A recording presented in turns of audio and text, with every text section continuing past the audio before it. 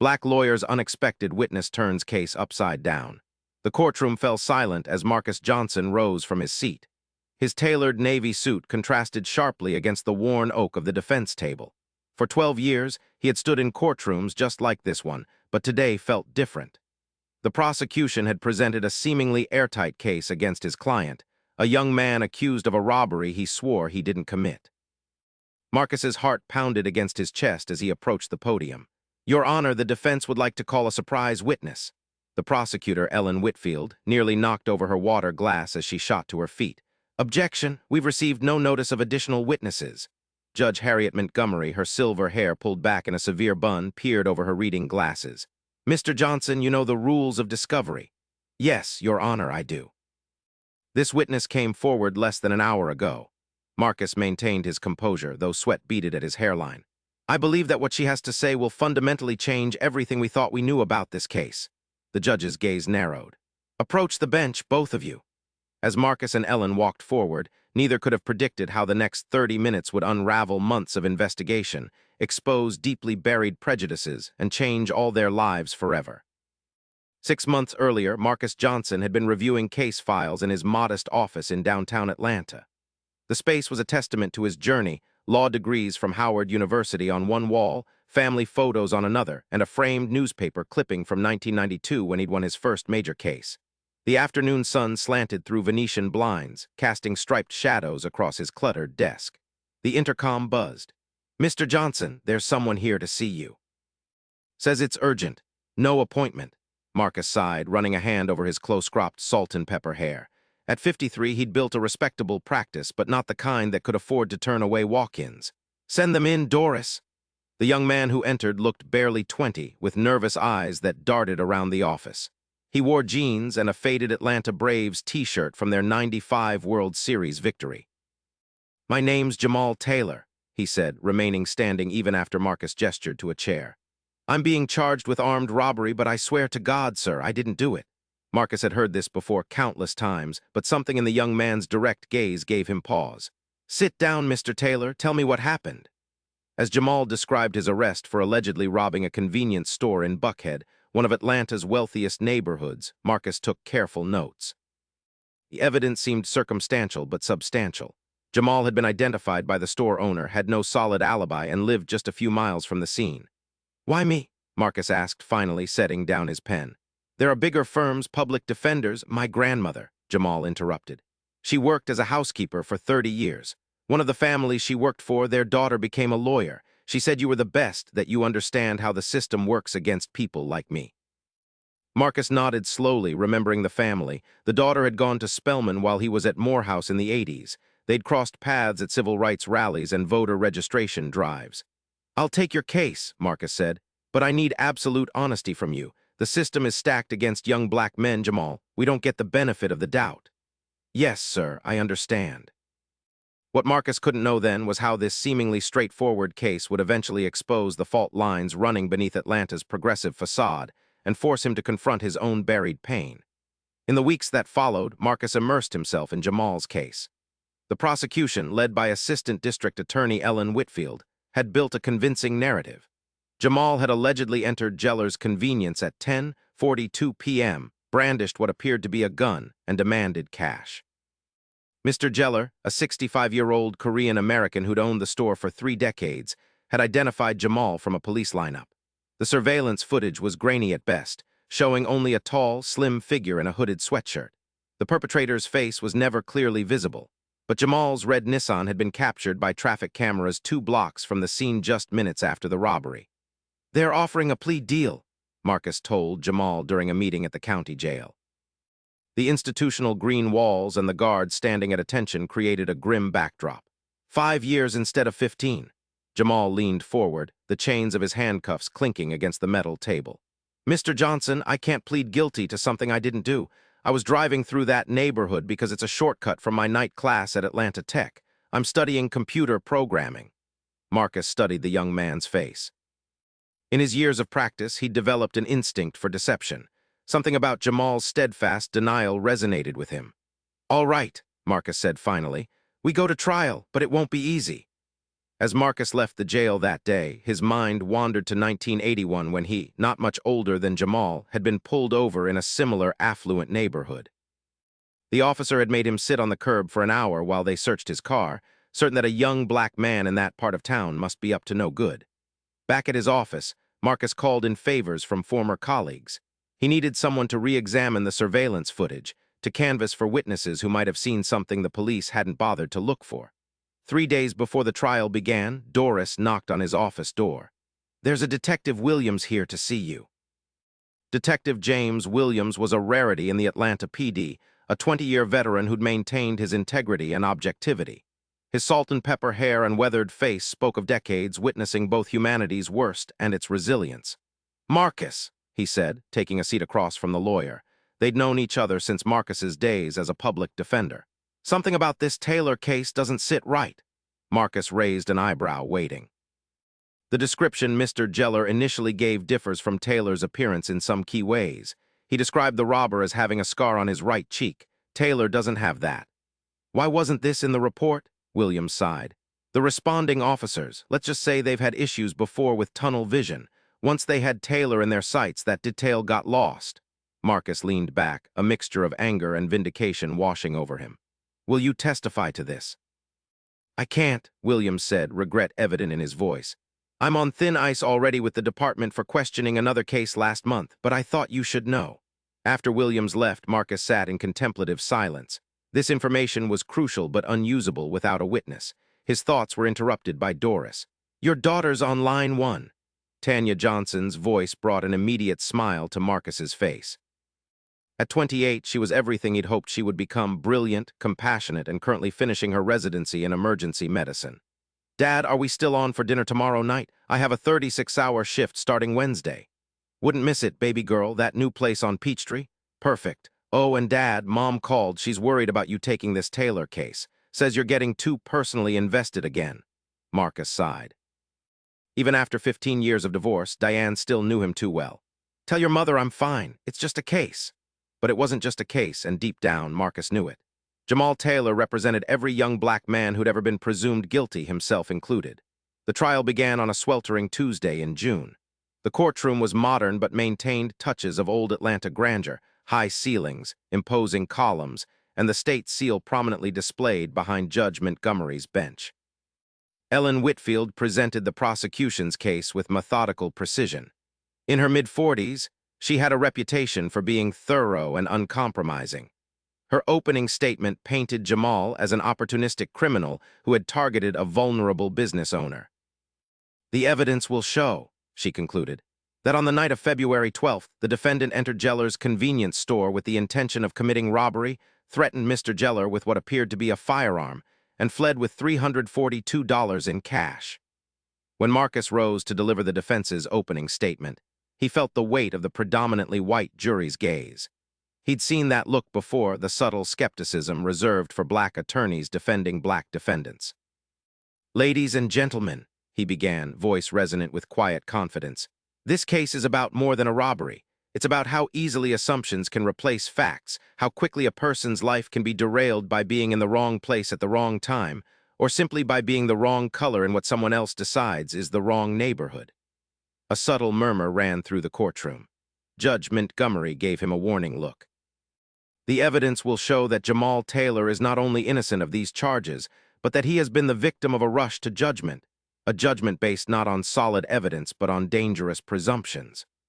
As the trial progressed, Marcus methodically challenged the prosecution's case. He questioned the reliability of the grainy surveillance footage, highlighted the inconsistencies in witness statements, and emphasized Jamal's clean record and educational aspirations. But the turning point came during his cross-examination of Harold Geller, the store owner. "Mr. Geller," Marcus began, "you stated that you got a good look at the robber's face, correct?"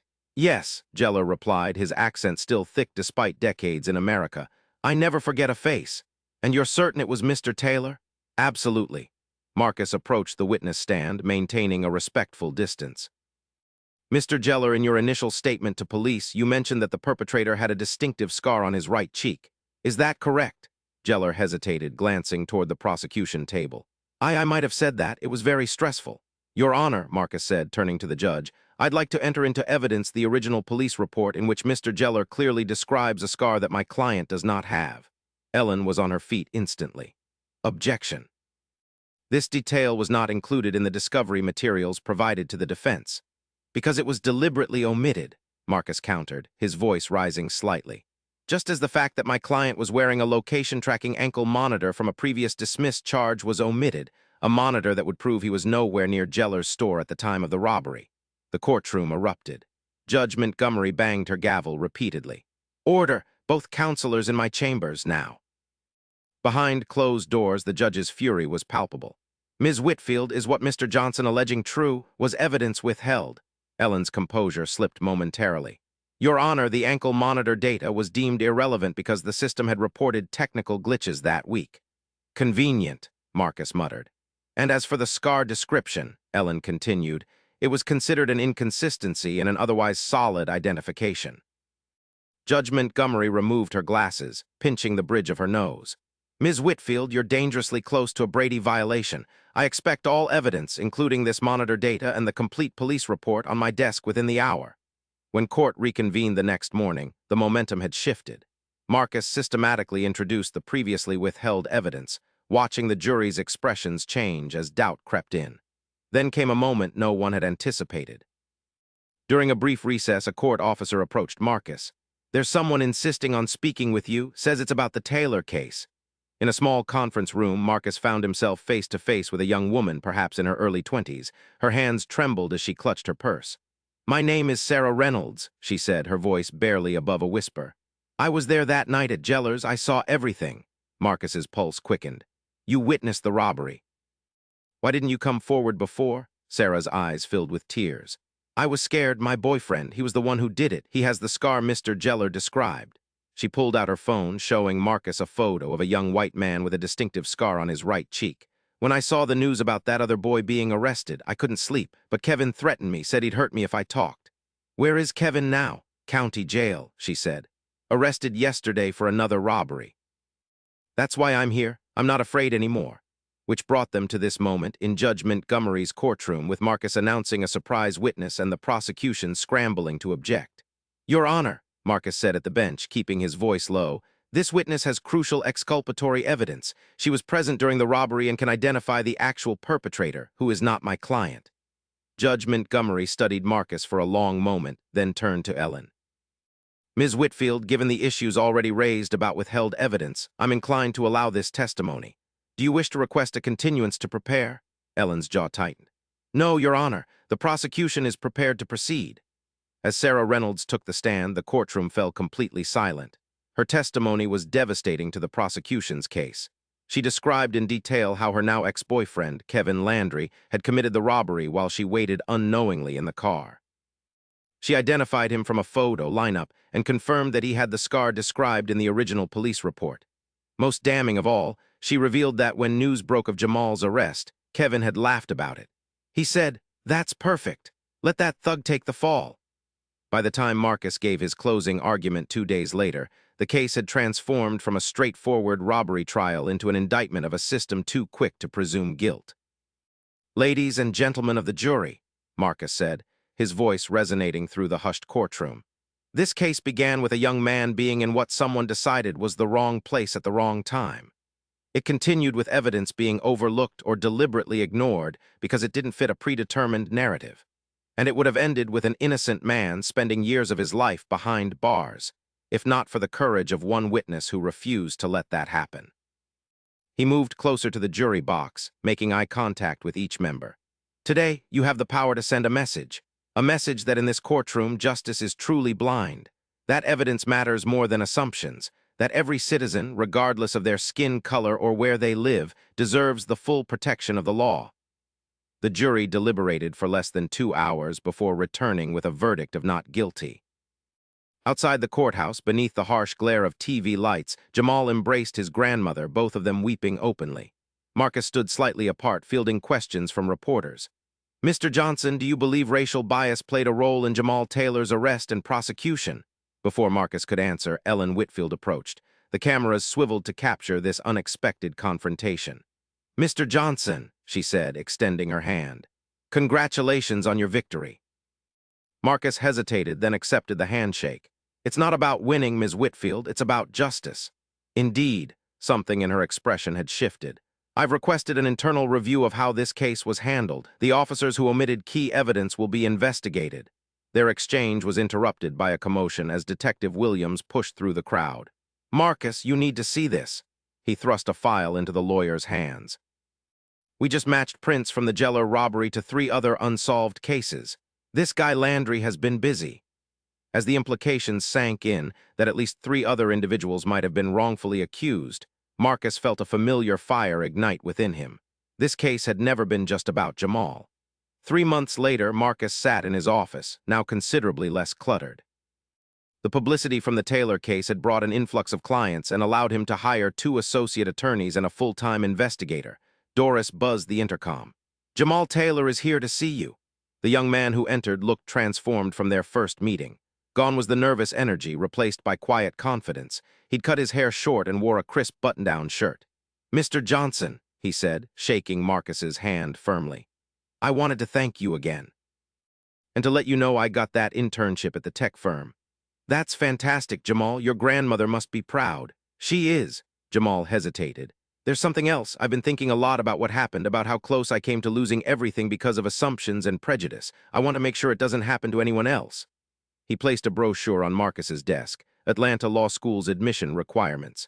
Marcus picked it up, a slow smile spreading across his face. You sure about this? It's a long road. I'm sure. You showed me that one person can make a difference in the system. I want to be that person for someone else someday. As Jamal left, Marcus turned to the window, watching Atlanta's skyline shimmer in the afternoon heat. He thought about the changes already happening because of the Taylor case. The police department's new evidence protocols, the DA's office under scrutiny, the community conversations about bias and presumption of innocence. His phone rang, Tanya calling from the hospital. Dad, have you seen the news? They're saying your case might lead to a review of dozens of similar convictions. I heard, Marcus said quietly. It's a start. Mom's worried again, says you're taking on too much. Marcus laughed. Tell your mother that after 30 years in law, I finally understand what I'm supposed to be doing. That evening, as Marcus prepared for a community forum on justice reform, he reflected on the journey that had brought him. From that humiliating moment sitting on a curb in 1981, to defending Jamal Taylor, to now potentially changing how justice was administered in his city. The unexpected witness had indeed turned the case upside down. But more than that, she had created ripples that were still expanding, challenging long-held assumptions and forcing uncomfortable but necessary conversations. As he straightened his tie and gathered his notes, Marcus remembered something his own father had told him when he first announced his intention to become a lawyer. Son, justice isn't something that exists naturally in the world. It's something we have to create every single day with our choices and our courage. Today, in ways large and small, that's exactly what he intended to keep doing. If you found this story moving, please subscribe to support more content like this.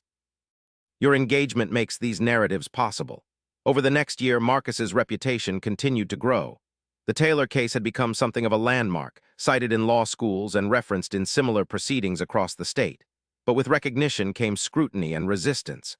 One afternoon, as Marcus was preparing for another high-profile defense, Ellen Whitfield appeared at his office unannounced. Ms. Whitfield, Marcus said, genuinely surprised. They had developed an unexpected professional respect since the Taylor case, occasionally finding themselves on opposite sides of the courtroom but approaching each encounter with newfound consideration. What brings you here? Ellen closed the door behind her. The usual confidence that defined her courtroom presence seemed diminished. I need your perspective on something off the record. She handed him a file. Inside were details of a case being prepared against a young Hispanic man accused of assaulting a police officer during a traffic stop. The evidence included body camera footage that had been edited to remove crucial seconds before the alleged assault. This was brought to me as a slam-dunk case, Ellen said, but when I requested the full footage. They're burying evidence again, Marcus finished, scanning the documents. Yes, and when I raised concerns, I was told to play ball or find another job. She met his gaze directly. The system you've been fighting against all these years, I was part of it. I believed I was serving justice, but sometimes we're just serving the machine, Marcus said quietly. Ellen nodded. The Taylor case forced me to see things differently. I can't unsee it now. What struck Marcus wasn't just Ellen's evolution but his own. A year ago, he might have met her revelation with righteous anger or dismissive skepticism. Now he recognized something more valuable, an ally on the other side. If you've been touched by this story of transformation and justice, please take a moment to subscribe and share where you're watching from in the comments. Your support helps bring these important narratives to light. The case Ellen brought to light became another flashpoint in Atlanta's ongoing conversation about justice reform. Working together, the defense attorney and the prosecutor, they exposed a pattern of evidence manipulation that had persisted for years within certain precincts. Their unlikely alliance faced resistance from all sides.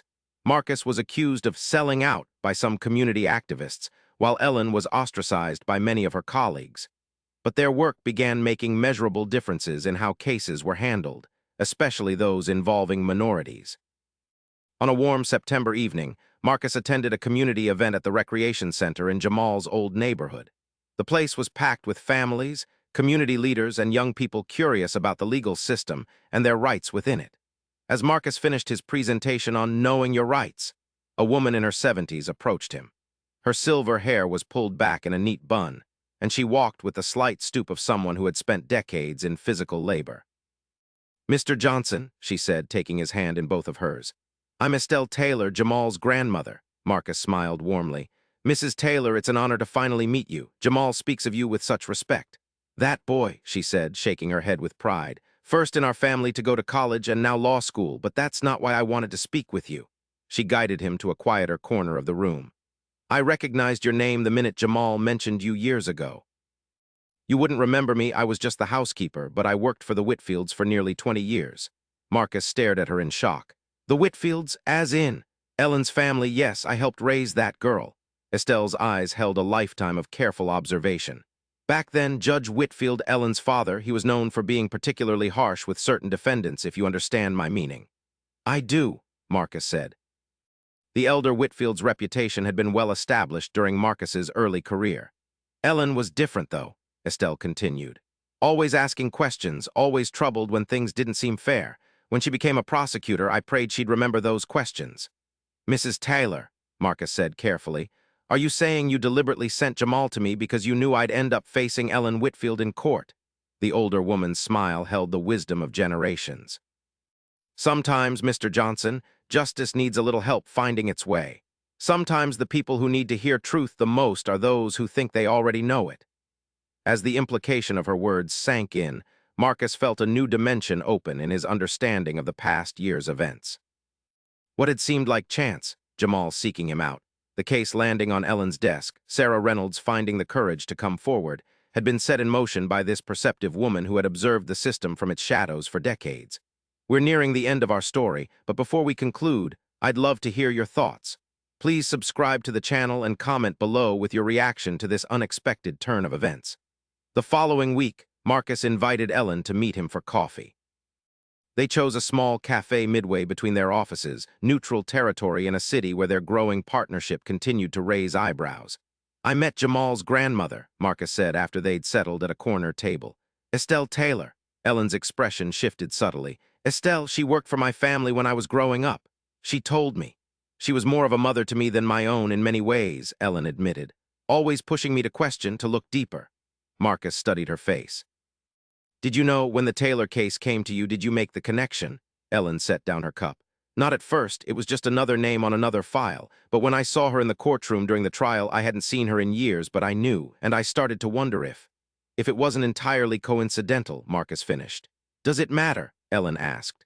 "Whatever brought us to that moment, what matters is what we've done since." Marcus nodded slowly. "True justice isn't a destination. It's a journey we choose to take, step by step, case by case." As they continued their conversation, mapping out strategies for the challenges ahead, Marcus reflected on how profoundly one case had altered the trajectory of so many lives. Jamal, now in his first semester of law school. Sarah Reynolds, who had found her voice and was working with advocacy groups for domestic violence survivors. Detective Williams, recently promoted to lead a new integrity unit within the department. And even Mr. Geller, who had become an unexpected advocate for community policing reforms. 6 months later, Marcus stood in the back of a crowded auditorium at Atlanta Law School.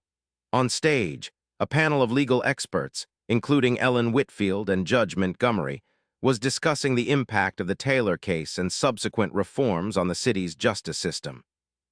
In the front row sat Estelle Taylor, proudly watching her grandson, now a first-year law student, ask thoughtful questions of the panelists. Beside her was Tanya, who had taken a special interest in Jamal's journey and had become something of a mentor to him. "My father couldn't be here today," Jamal was saying to the panel.